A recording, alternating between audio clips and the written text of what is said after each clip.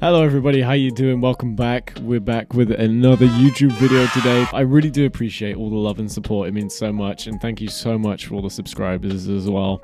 If you haven't already, please drop a subscribe. With that, let's get into the video. So, what's up everybody? Welcome to today's video. Today we're reading your crazy gig stories, and boy have we got a few here. Thank you so much everybody that submitted your response. We're going to read through them now, and there are some crazy ones in here. And we've got a little surprise at the end of the video. We've got a little feature from Louis, Mr. Battle Jackets London. He's an absolute legend and recently just got off tour with Sangwa Sugarbog, which is fucking cool. So yeah, just wait for his story because it's crazy. Now, let's not dilly-dally, let's get straight into it. So, the first story we have is two dudes got into a full fight next to me, kinda wish I'd filmed it. Now, honestly, this happens more than you'd expect at gigs. Like, when there's mosh pits happening, dude, like, people are going crazy, and yeah, some people don't take it too well. Now, I've actually had something like this happen to me. Well, not to me, but I saw it happen at a gig. We were at Malevolence a couple of years ago, and there was this guy, like, hardcore, like, dancing, you know, where they're doing, like, all the karate shit and, like, spinning their legs around and all that crazy stuff. Yeah, he was doing that, and he actually caught this guy's girlfriend. Like, he actually hit her, and the boyfriend of that girl, like, turned to him and, like, shoved him to get him out the way. And, like, dude, the guy that hit the girlfriend was not having it, and he just full on just swung at the dude that pushed him away. And yeah, I got the whole thing on video, and I'm playing it right now here for you guys to see it.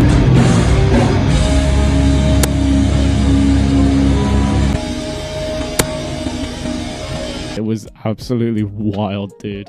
But yeah, that's something that happens more than it should at shows. I don't promote it. Please don't be, you know, fighting each other in the pit. Like, it's not cool, dude, and that's one way to get kicked out. It's only a game. Why you have to be mad? So yeah. Okay, so next story. Whilst next to you watching Throne, I got my arm popped out of its socket carrying a crowd surfer over the barrier. Dude, this is AJ. I remember this, man. Like, I've got a clip of us at this show, and like, it was like constant crowd surfers, dude. Like, genuinely, you couldn't move. It was a great set, but like, yeah, it was just so like backed up, and people were going absolutely like wild. And there was just like tons of crowd surfers coming over, and yeah, some of them were not small people, should I say. I remember that happening, and that absolutely sucks. I hope you're doing okay now, though. Yeah, that was just a crazy show, though. But yeah, Bloodstock. If any of you guys went to Bloodstock, let me know in the comments. Who was your favorite band of the weekend? Right, okay, next story here. So, I was at a Paleface show, stood by the edge of the pit, and this 6-foot-something guy, who was very large, if you know what I mean, dragged me in, even though I didn't want to be, and I got crushed by like 30 people that were moshing. It sucked. I'm assuming you meant in the pit, and dude, this happens so much. Like, I don't know why people who are in the mosh pit try and drag people that don't want to be in the pit into the pit. It's like, dude, you can clearly see that they don't want to be part of it, and yeah, that it doesn't sit right with me. It's a really big problem with girls as well. Like, this is another thing I'll talk about right now, is that there are so many guys in a mosh pit that will just target, like, innocent women that are just stood there, like, minding their own business.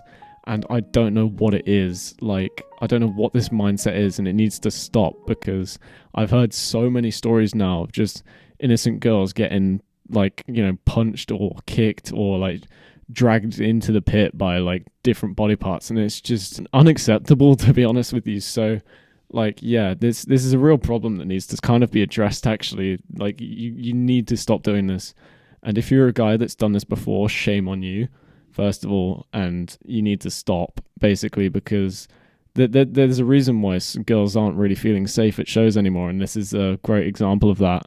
But yeah, crushed by like 30 people that were moshing, that actually sucks, dude. I hope you're okay. And I hope it didn't put you off going to shows, because genuinely shows are so fun to go to. Well, the next story is just me and Kimmy headbutting the fuck out of each other at the Monochrome gig. This was submitted by Dylan, my bassist. Yeah, that gig was funny as fuck. They were absolutely wasted, and yeah, they were just having a good time. They were just having a fun little time, dude. Yeah, fair play to them. You know what? I should have been moshing as well. So, another Bloodstock story. Ooh, fun. Okay, so Bloodstock 2025 was so much fun. Saw my favorite band, Machine Head, and there was a guy in a banana costume, and Rob Flynn threw a beer at him from like 30 meters away and caught it. The crowd went wild. It was amazing. Dude, I remember that was insane, dude. I've got a video of it. I'll put it up now. Anyway, Banana Man, I'm throwing this beer to you. Get up here a little bit closer. Everybody, help Banana Man out. Everybody. You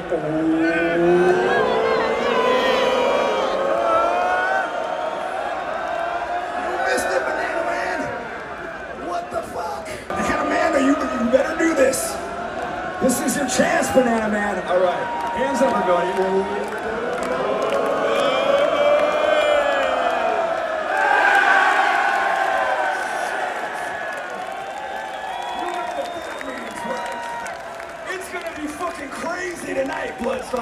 Like, that was honestly so cool, and yeah, like I feel like that's why I love going to live shows, is because funny shit like that happens, and when it does, it's just so cool.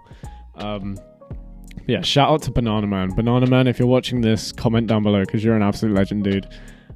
What a catch, by the way. And then he necked it after as well, which is like even more aura. How much aura can you actually get, dude? That's insane. All right, here we go. Next story. So I was at a gig in November. It was my first gig, and this guy in juggler makeup, we were at a metal gig, started spinning in the pit, and he started knocking into people. Then everyone started spinning around him in like a circle, like not mosh type spinning, like a fucking Avatar editor spin. What? I was so confused as to why everyone collectively just spinning around a dude in juggler makeup. What the fuck is this? What is this pit, dude? It sounds like a fucking Beyblade arena. What? Yeah, that's an interesting one. I'm assuming that was like a hardcore show or something. Those are the kind of antics you find at a hardcore show, and yeah, I wouldn't be surprised if it was something like that. But what? Dude just turned into like a Beyblade or spin jitsu. You know, shout out to anyone that watched Lego Ninjago, dude. Absolute memories right there, dude. One time we had a gig in a brewery. They were giving out free beer to the bands and stuff. One of the local bands were younger dudes like college age, and one of their mums was running their merch table. Well, mum got absolutely plastered and was boating some OF models.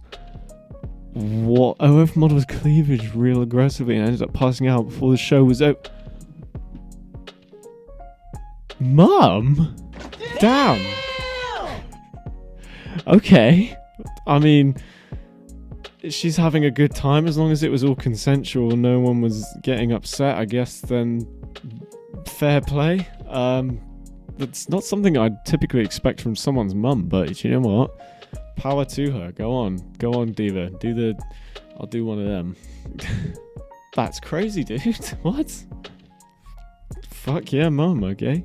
Oh, okay, this is kind of a long one. So this is the last submitted one that we had, and yeah, it goes like this. So, second time we played at New Orleans, it was at the end of the night. All the venues there are on the smaller side, so they had 4 single toilet bathrooms next to each other.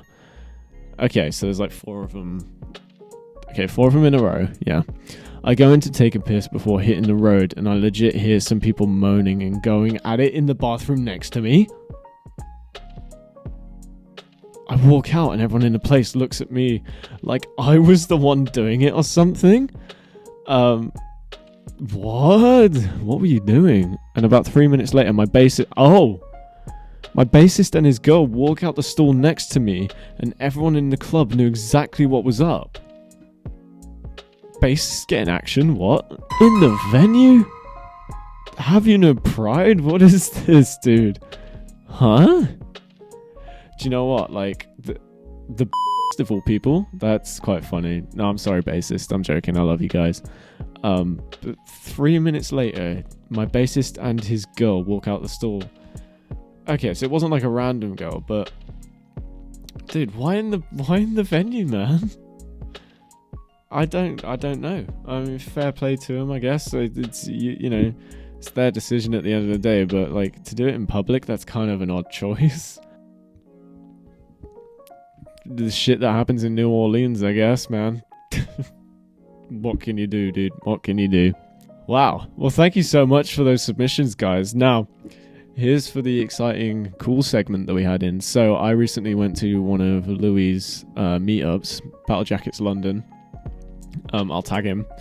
But yeah, he basically shared his crazy gig story about when he went on tour with Sango Sugarbog. And we've also got a story from his brother, Aubrey. So let's just go cut to those videos right now and let's see what happened. So Aubrey, what's one of the funny / cool / weird gig experiences that you've had, man? I think my maddest experience was at a Metallica show in Miami, and it was in the wait, let me start again. Let me imagine. It was at the one. I know where it was. Okay. Right. Take two. Yeah, I think the maddest gig experience I had, it was in Miami, I think it was, and it was Metallica doing the All Within My Hands Foundation show, so it was the acoustic show. And in one night, I was sat here, and there was a triangle of people, and I was sat watching the show, and I look in front of me, and I noticed that the person sat right directly in front of me is Slash. I was like, oh, like, it's madness. Yeah, I was like, oh my god, like, my stomach like twisted instantly.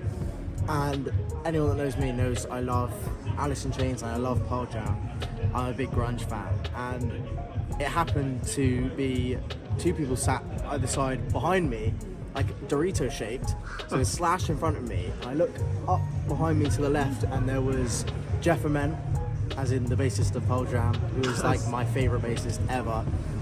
And the other side was Jerry Cantrell from Alice in Chains, and I genuinely thought that I was having some sort of lucid dream. It was the funniest experience. I actually got to speak to all of them, not at the same time. I didn't want to look like a little fanboy.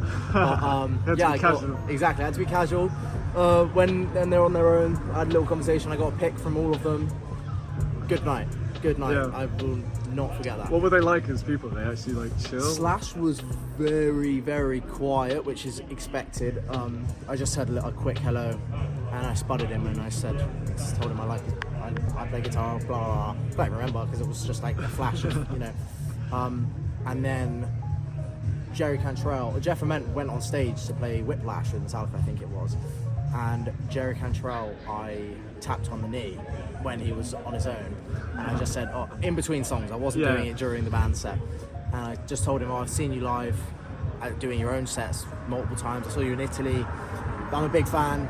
And he was like, oh, thanks, man, and he spotted me, and then I sat back in my seat and he tapped me, and he gave me a pic with his name on it, which I was like, oh yeah, it was so cool. And I thought all hope was lost with Jeff Ament, but I was like, he got on stage, and I was like, oh shit, like I didn't get to talk to him. And then I went to the toilet after the gig, and he was there. Well, he was stood there, and I went up to him, and genuinely, I think one of the nicest people I've ever met. He talked to me for about 10 minutes, gave me 5 picks, including the one he just played on stage with Metallica. Was asking me questions. I was like talking to him, and I was like, oh, if you want me to go now, like, I can go. And he was like, no, like, he was asking me about college. He was like, what do you study? All this stuff. So that was like probably the nicest experience ever. And I was like, it was a silent ride home. I was like, I didn't know what to think about. Like, I was like, which three? You've got to process what just happened, yeah. Yeah, it took about a week to process all that, but that was probably the maddest experience I've ever had. Hell yeah, dude, Crazy. Thank you. Fuck yeah. See you later. Alright, everybody, I'm here with Louis from Battle Jackets London. And Louis, what's your crazy gig story or experience that you've had? The most recent kind of weird experience I've had was when I was given my bunk on the tour bus with Sango Sugarbog. And I was told to use a specific bunk, so I got all my stuff out, started putting it in the bunk.